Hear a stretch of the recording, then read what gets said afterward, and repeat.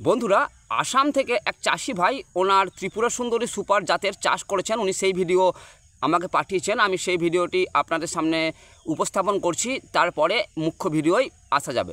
দাদা, আপনি যে শশা দিয়েছিলেন, শশা গুটি গুনে দিয়েছিলেন, সেরকম করে শশা আসছে, বুঝছেন?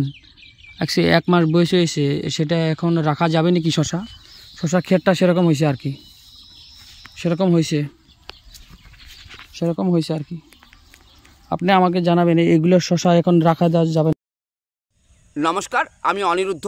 আপনারা দেখছেন কৃষিভিত্তিক ইউটিউব চ্যানেল কৃষক কথা ৭৭। আজকের উপস্থাপনায় রয়েছে গরমকালীন শশা চাষের বীজ বপন পদ্ধতি, কোন বীজ লাগাবেন সেই বিষয় নিয়ে। সুতরাং পুরো ভিডিওটা আপনারা দেখতে থাকুন। এই এত গরমের মাঝে আপনারা হয়তো কেউ ভাবছেন যে কিভাবে আপনারা শশার চাষটা করবেন। বন্ধুরা, শশা কিন্তু গরমকালীন ফসল। এই গরমের মধ্যেই অতিরিক্ত তাপমাত্রাতেও কিন্তু শশার অতিরিক্ত ফলন সম্ভব। বন্ধুরা, এর জন্য বিশেষ কিছু নিয়ম আপনাদেরকে মেনে চলতে হবে। বেশ গুরুত্বপূর্ণ বিষয় হচ্ছে এই সময় এই ত্রিপুরা সুন্দরীর মতো বীজ আপনাকে ব্যবহার করতে হবে, তবেই কিন্তু আপনি অনেক বেশি লাভ করতে পারবেন গরমের দিনে দাঁড়িয়েও। আমাদের বীজ যে আমরা লাগাচ্ছি সেইটাকে সিলেকশন করাটা আমাদের ভুল হয়। আমরা অন্য সময়, এখন ধরুন সবাই বর্ষামঙ্গল বীজ বলছেন, এখন কিন্তু বর্ষামঙ্গল লাগানোর সময় নয় বন্ধুরা। আরও এক মাস পরে আপনি বর্ষামঙ্গল লাগালে সব থেকে ভালো রেজাল্ট পাবেন।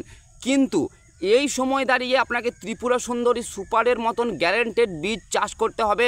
আপনাদের সঙ্গে সঙ্গে বন্ধুরা আমিও করব। আজকে আমি কিভাবে বীজ বপন করছি, কিভাবে আপনারা বীজ বসাবেন, ভিজিয়ে বসাবেন, শুকনো বসাবেন, কিভাবে বসাবেন, এই ত্রিপুরা সুন্দরী বীজটা ঠিক কেমন দেখতে হয়, সেই সব কিছু কিন্তু এই ভিডিওতে আলোচনা হবে। দেখানো হচ্ছে আমি কিভাবে আমার মাঠে বীজ রোপণ করছি। তো আপনারাও ভিডিওটা দেখে নেবেন এবং সেই অনুযায়ী কিন্তু আপনারাও আপনাদের মাঠে এই ত্রিপুরা সুন্দরী সুপার গ্যারেন্টি শশার বীজটি অবশ্যই লাগান। অল্প হলেও 1 প্যাকেট 2 প্যাকেট হলেও আপনি এই বীজটা আমাদের কাছ থেকে সংগ্রহ করতে পারেন।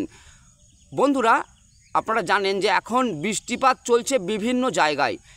এই মুহূর্তে যে সমস্ত চাষি ভাই শশা গাছ লাগিয়ে রেখেছেন, ছোট বড় মাঝারি, প্রত্যেককে বলবো আপনারা কিন্তু ভালো মানের ছত্রাকনাশক সঙ্গে অ্যান্টিবায়োটিক, যাদের ফলন্ত গাছ এখনও ফল শুরু হয়নি ওনাদের বলবো ছত্রাকনাশকের সঙ্গে একটা অ্যান্টিবায়োটিক অবশ্যই দেবেন। এটা যদি না দিচ্ছেন তাহলে কিন্তু আপনাদের ভবিষ্যতে ক্ষতি হতে পারে, পাতা ওপরের থেকে হলুদ হয়ে আসতে পারে। তো এই বিষয়টা অবশ্যই খেয়াল রাখবেন। তাছাড়াও আপনারা ছোট চাষিরা, যারা ছোট গাছ এখন আপনাদের, ওনারা গোড়া পচার ওষুধ বৃষ্টি বন্ধ হলেই অবশ্যই গোড়ায় ড্রিঞ্চিং করুন।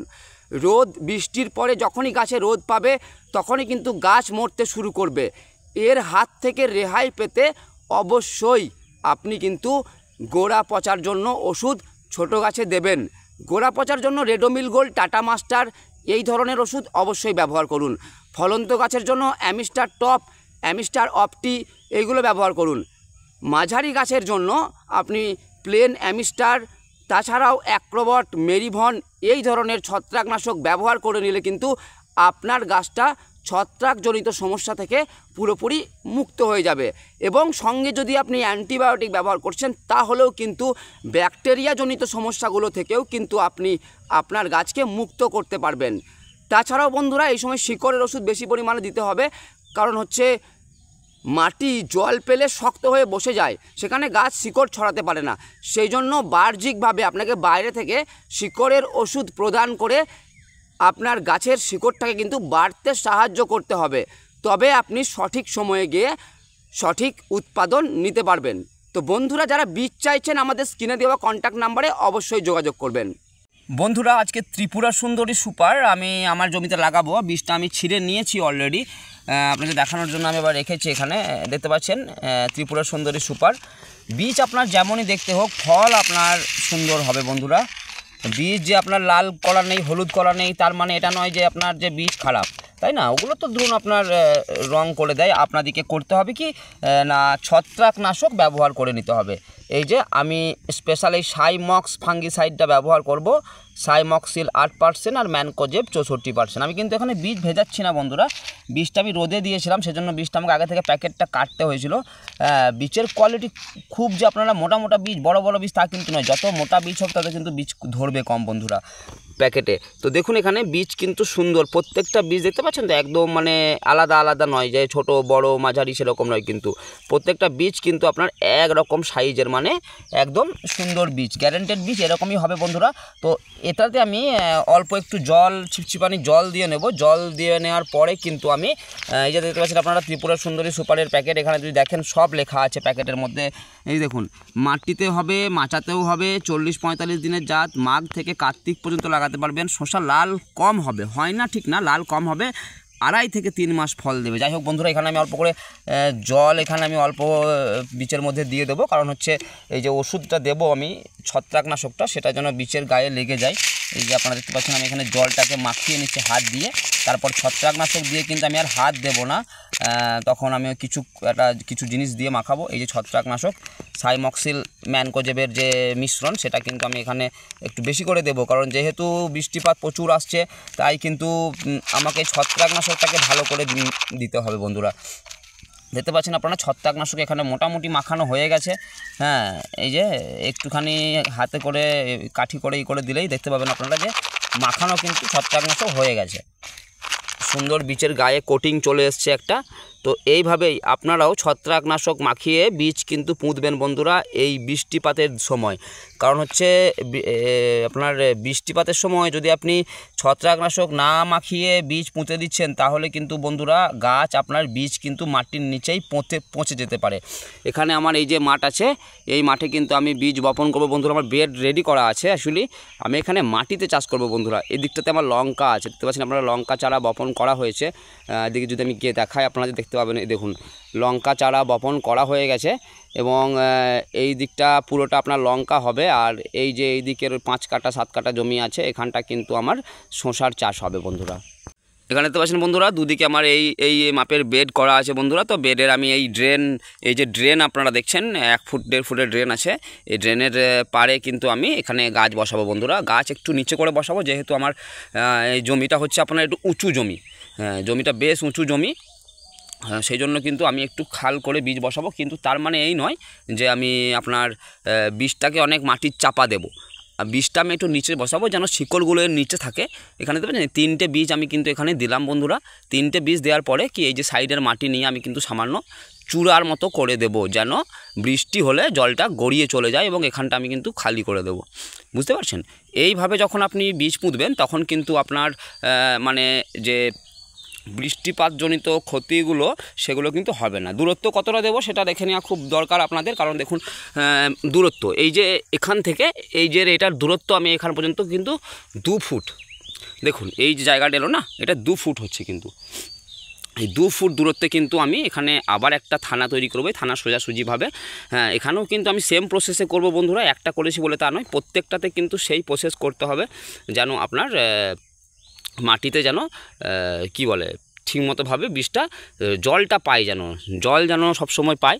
সেই জন্য আপনাকে এই প্রসেসটা করতে হবে। যাদের খুব উঁচু জমি বালি মাটি, ওনাদের আমি বলবো যে আপনারা কিন্তু একটু নিচে করে বীজ পুঁতবেন। যাদের এঁঠেল মাটি ওনারা কিন্তু বেশ ওপর করে বীজ পুঁতবেন, যত ওপর করে বীজ পুঁতবেন তত কিন্তু আপনাদের ভালো বন্ধুরা।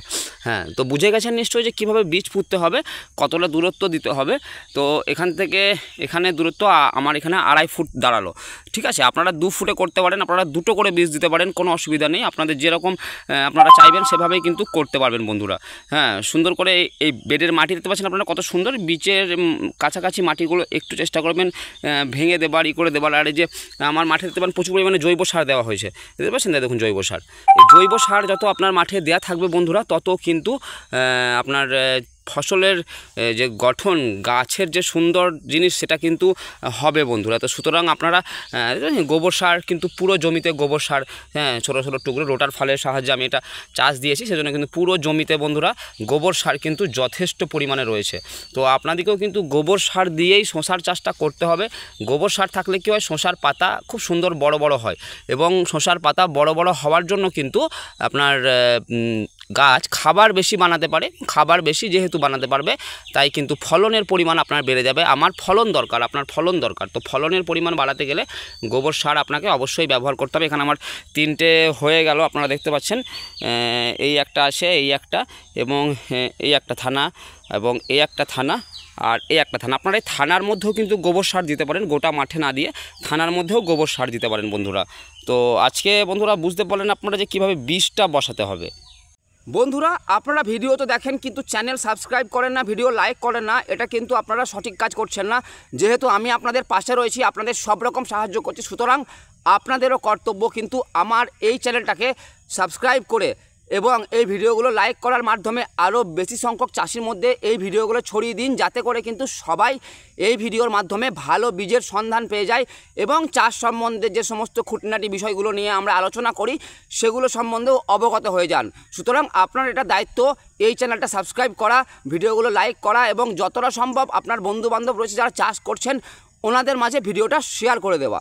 তো বন্ধুরা আজকে এই পর্যন্তই, সকলে ভালো থাকেন। আশা করছি আপনারা বুঝতে পেরেছেন কোন শসার বীজ লাগাবেন, কিভাবে সংগ্রহ করবেন। আরও একবার বলে দিই, আমাদের স্ক্রিনে দেওয়া এই হোয়াটসঅ্যাপ নাম্বারে আপনি হোয়াটসঅ্যাপ মেসেজ করতে পারেন, ফোন করতে পারেন আপনার অর্ডারটা বুক করার জন্য। যত তাড়াতাড়ি সম্ভব এই সময় আপনারা শসা লাগিয়ে ফেলুন, কারণ প্রচুর বৃষ্টিপাত আগামী দিনে আসছে, তখন আপনারা মাঠ তৈরি করতে পারবেন না, বীজ বপন করতে পারবেন না। তো এখন থেকেই রেডি হয়ে যান, বীজ লাগিয়ে দিন। গাছ কিন্তু 45 দিনের জাত, তারপরে কিন্তু কন্টিনিউ 2.5-3 মাস ফল পাবেন আপনারা এই ত্রিপুরা সুন্দরী সুপার শসা থেকে। সুতরাং দেরি না করে এখনই আপনার অর্ডারটা বুক করুন। ধন্যবাদ বন্ধুরা, সকলে ভালো থাকেন, দেখা হবে আবার পরবর্তী ভিডিওয়।